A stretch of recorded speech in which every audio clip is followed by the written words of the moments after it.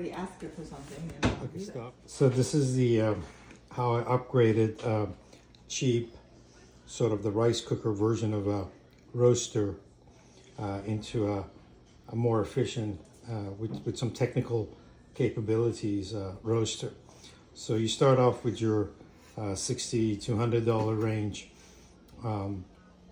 coffee roaster. This particular unit has 1200 watts power, which is really important. There are some with the lower wattages. The one with the 1200 was the highest one I've found for 120 volts, and you need this much juice to get things going. So make sure you get the higher wattage unit if you're going to do this. Second thing was I got this colander from Amazon. It's a stainless steel, which I've drilled a hole over here for exhaust.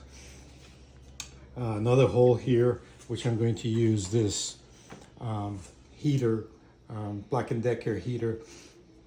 And the reason is that to roast coffee in this particular unit, it will take, for about 400 grams, which is close to a pound, it will take about 40 minutes to get close to the second crack. And that's really slow. In typical roasters, you want to be able to roast within 10 to 13 minutes to complete the cycle. So the trick is, how do I give it more energy? So to supplement the energy from the original cooker, I'm using a heat gun. Now this particular heat gun, Black & Decker one, I've had this for years. I think they cost like $20, $30. You have settings that you can do low and high fan rate, and also you actually have a heat setting. You can increase the heat to the max, to the low. So this gives you a bit of a control over the amount of heat and fanning that goes into the chamber. Second important thing is this unit came with a bunch of heads that attach, and the way I attach it is I push this to the hole that I dug for the right size for this particular unit. Get the camera from the top, like so, and then I attach this particular attachment so I have a control over where the hot air is going to blow in. What I've done is I've cut a hole in this colander for the heat to enter. That's where the coffee is going to be roasting, and there's a bit of a bigger hole here for the air to jump out and go through the exhaust. So that's essentially my setup, and we'll see it in operation. Now the other two things that will make this a little more expensive. Now this particular setup will probably cost you maybe 120, 130 bucks. That's about it, and that's really all you need. Now to make it more technical, what I've done is I've used the Artisan software website. They have recommendations for equipment, how you can the temperature probes and the USB connections to the computer. All the setup is essentially from the Artisan website, which you can go to. So what I have two probes. I have one probe which is for the exhaust, which I go from here. Now this is not a necessity at all. I use it just generally for gauging. I haven't really found a great use for it. It gives me essentially the temperature of the air that's exiting this chamber. But the second more important one, it's the one I've drilled into the side of this cooker, and it sticks out. So when I throw in my coffee, it's going to cover this, and as it's roasting, I'm getting a heat temperature from the beans as they're roasting. So this is a critical one. So if you were going to make your system technical, I would at least suggest you get one setup of one of these thermometers. Not necessary two. If you want to do two, that's what classically is done in a lot of the machines. But one is good enough. And the way it's set up is it has a receiving unit for each probe. It goes through this little hub over here, which connects directly with a USB cable to your PC, and I'll show you the setup. So I always roast outside, since the amount of smoke that the roast beans generate, it's a bit too much for indoor. Highly recommend you do this outside or in a balcony or very well vented place. So this is my setup. We got the lid on, everything is off here. I've just connected it to my laptop, and Artisan is running. If I show you, so there's the two gauges. ET's exhaust temperature, and BT is your bean temperature. And this probes are active now, and it's reading the temperature essentially inside my chamber. So here I measured out 400 grams of espresso blend that I have, and it's critical to turn your system on sort of a maximum heat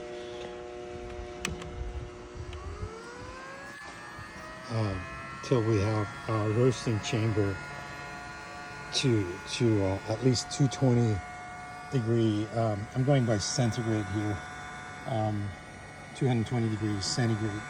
So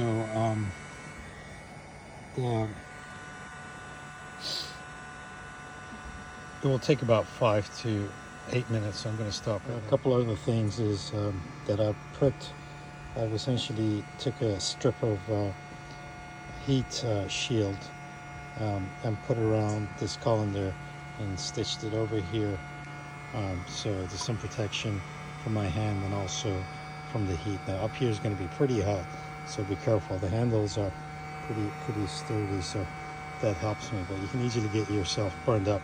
Now this doesn't really just sits on top of it. There's no real fitting in of by any nature, just kind of a nice fit on top. You can see it wiggle around. Now our heating looks pretty good.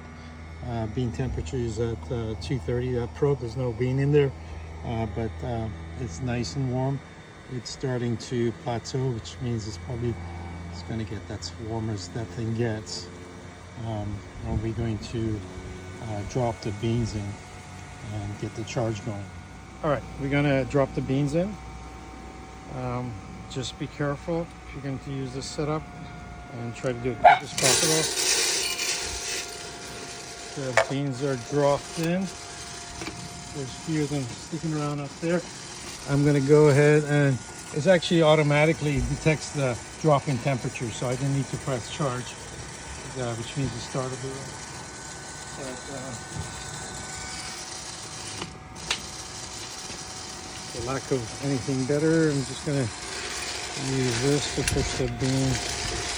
That was my mess up in here into the chamber. There we go. All set. Close it, and now we can just monitor the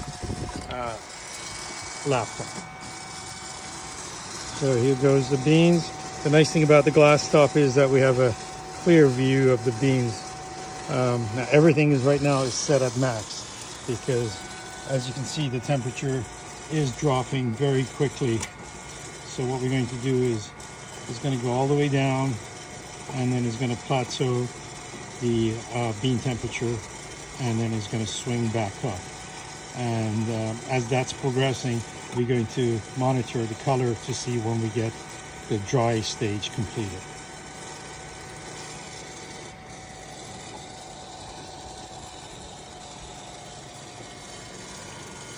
About 2.5 minutes to 3 minutes into roast. You can see the blue line as the curve has plateaued at the bottom. Lowest temperature it could drop, now it's rising again. The red is our rate of rise graph, and you can see the rate of rise graph now is starting to pick up, and the scale it's on this side for the rate of rise. What we're looking for is the color of the beans at this stage to turn sort of go from green to a yellowish. Color starting to turn, and you can see the sort of the cover of the beans is starting to peel off. It's minute 6 right now. I find the amount of heat that I have in this system, it takes about 6 to 7 minutes to actually get to the drying, complete drying. A little slower than industrial roasters and more powerful roasters, but not horrible. I think the key here is that it actually does produce enough heat to carry properly to the next roasting stages. Okay, so it's actually getting closer to 8 minutes for drying to complete. We're at 157 degrees centigrade on the beans, and it's rising. And the color of the beans are changed from green to this sort of a yellowish color. And I'm going to go ahead and press the end dry. So now the next stage is we're going to wait for the first crack. I just heard the first crack.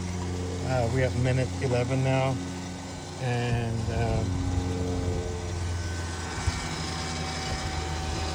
here's how the color of the beans are looking. All right, we're getting close to the end of the roast. It's actually, I think I called the first crack a little bit early, so it took maybe another minute before I could really hear it at 10 minutes. Sorry, at 11, about 12 minutes. So I usually leave it about 3 minutes after the first crack. So it looks like it's going to go to 15 minutes. And here's the color of the beans at this point. And you can see the smoke starting to come out now.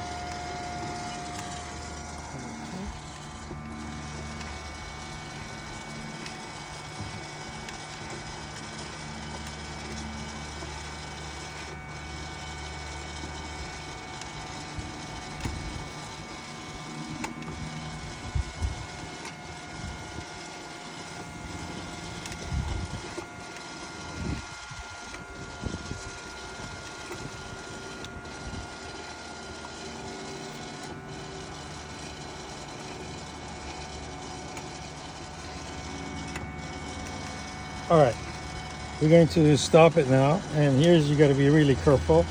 Turn off your heating gun, turn off your system energy, and we can go ahead and drop the beans into a metal. That's about it. And there was a popcorn in that, I don't know why. But we're gonna go ahead and give this up.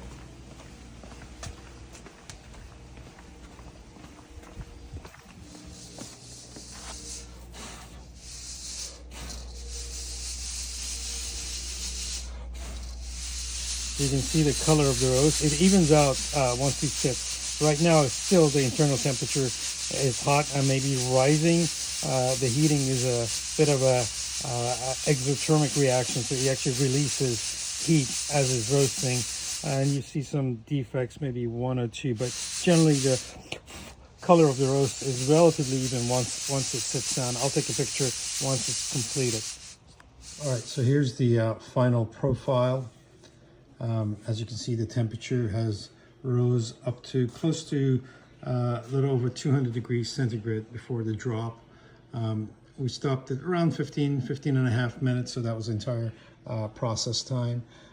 It spent 50% of its time in the drying phase, and after the drying phase ended, I was listening to the first crack, which I think I got wrong. I'm about a minute off here, so it was a little over 12 minutes that we really could hear the first crack.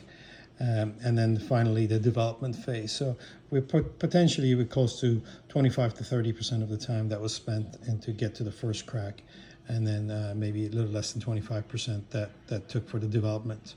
Now the ROR curve that you see over here is a little bit different from bigger machines, and bigger machines typically have a much higher ROR as the rate goes initially, and then you'll see the ROR dropping off. The difference here is that my system can only produce so much heat, and the industrial setups, shop setups, or the more expensive setups have a lot higher heat capacity, heat production capacity, so they can push this quite high and then they slowly reduce it. However, I didn't change anything. I essentially put everything on max and we run it. We got a pretty steady ROR around 6 to 10, and what's nice is at the actual development phase, it seems to be just enough to hold the ROR on the average around 6, which is sort of nice ROR to have for the development phase, which is actually the critical phase in your taste development for your coffee. I'll show you how the beans look. The beans have cooled off now, and you can see very nice color. I've taken out some of the defects, and the defects was maybe one or two of a little bit over color, but this one actually, the bean itself is a defective beans. Now these other beans are normal, but the color is on the lighter side, so I took them out versus these. But these in here are relatively even. They actually even out even more as they sit, which I don't quite understand because now they're nice and cool. Now I let them rest, and then have a nice cup of coffee. I don't have any burnt defects. I haven't experienced any burnt defects with this setup. No burnt taste or even colors that come out from the burnt. Now the setup again, you can live without having thermal monitoring system and go essentially by the color change for the dry phase, followed by the first crack, followed by the development phase until you get the color that you want to stop your roast. So you don't really require to have the temperature set up, but it's kind of fun, and it gives you some sense of control and understanding of how your process is going. But all of this for less than $150 you can set up at home. Let me know if anybody's actually interested in building one of these, then I could pull off the parts that I bought and listed in this post.